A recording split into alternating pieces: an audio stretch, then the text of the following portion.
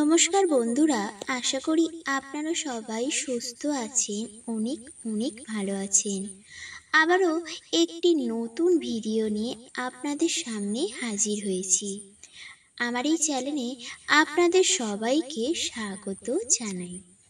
আজকের ভিডিওটি হলো 2025-এ কবে পড়েছে অম্বুবাচী।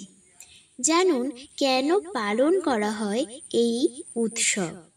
হিন্দু শাস্ত্রে ও বেদে পৃথিবীকে মা বলা হয়ে থাকে। এমনকি পৌরাণিক যুগেও পৃথিবীকে গায়ত্রী মাতা বলে সম্বোধন করেছেন। এই উৎসবের সঙ্গে জড়িয়ে রয়েছে শাস্ত্রের নানা কাহিনী।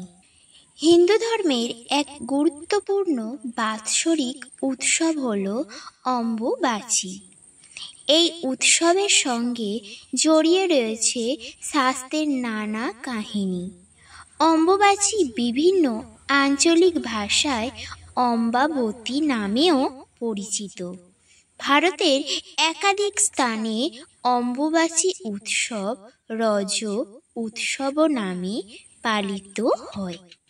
অম্বুবাচী শুরুর পর 3 দিন ধরে চলে এই উৎসব।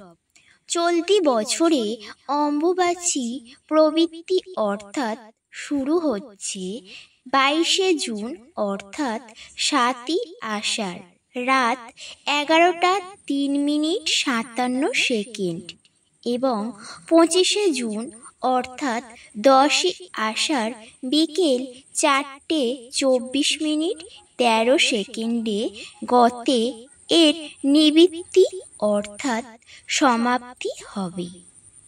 কেন এই উৎসব পালন করা হয় সেটি জেনে নেব।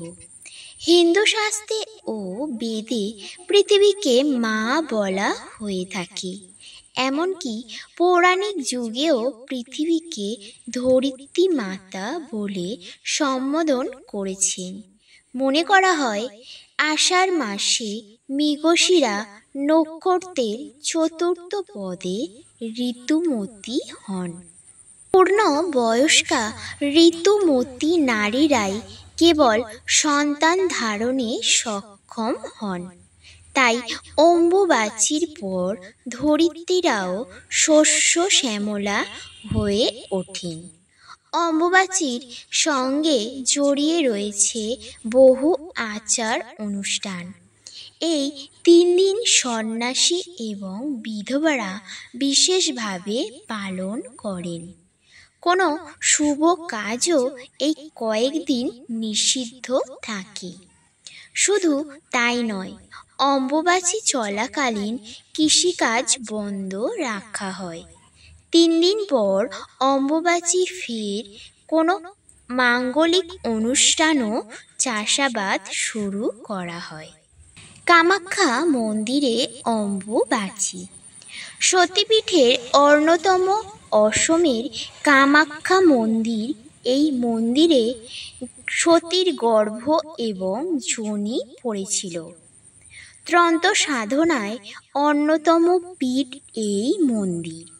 প্রতি বছর অম্বুবাচীর 3 দিন কামাখ্যা মন্দিরে বিশেষ উৎসব এবং মহামেলার আয়োজন করা হয়।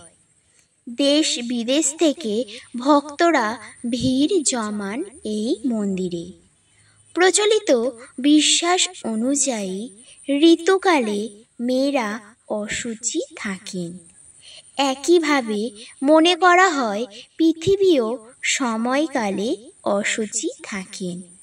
সেই জন্যই এই 3 দিন ব্রহ্মচারী, সাধু, সন্ন্যাসী, যোগী পুরুষ এবং বিধবা মহিলারা অশুচি পৃথিবীর ওপর আগুনের রান্না করে কিছু খান না।